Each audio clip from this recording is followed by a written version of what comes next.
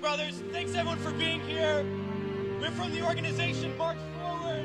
We are here to say to all those serving in the Army and the Marines and the Air Force and the Navy that you have the absolute right to refuse to take part in these criminal wars, and that's a right that all of you should exercise. You have no reason to go put your life on the line and kill and die for profit. We've been to Iraq, we've been to Afghanistan, and we know what these wars are really about. And we joined the military for many reasons. Because we need a college education, because we need a job, because we need health care. And then we joined the military, and they tell us that our enemies are poor people in caves in Afghanistan, or poor people in the deserts of Iraq. But we've been to those countries, and we know that our enemies are not other poor people abroad. Our enemies are the people that laid us off from our jobs, that denied us health care, that make it impossible to get an education. Our enemies are not in the poorest countries on the planet, but right here in the richest one. The occupations of Iraq and Afghanistan alone are costing over $700 million every single day.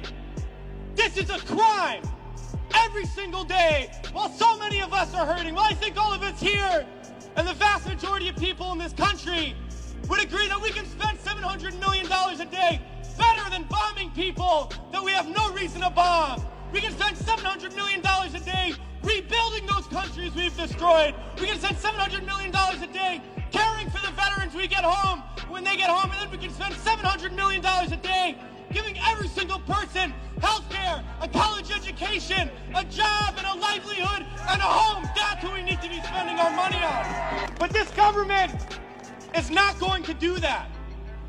They're not going to use the money in that way. They're not going to end the wars. And they're not going to do it because it's not our government.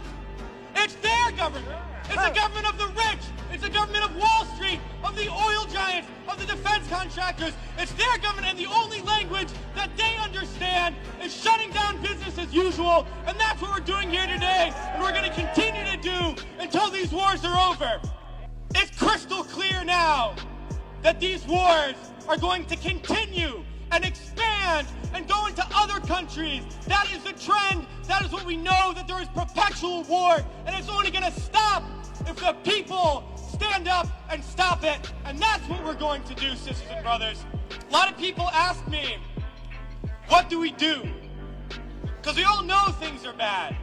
We all see the atrocities on TV. We read about it. We experience it. People always ask, what do I do?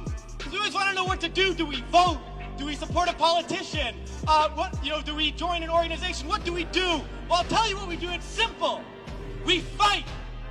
We fight, and we fight, and we fight, and we shut down our workplaces. We shut down our schools. We shut down the streets. We shut down business as usual, and we fight until we force the people in there to do what the people out here want. Because that's how we're going to get around, and we're going to fight until there's not one more bomb drop, not one more bullet fired, not one more soldier coming home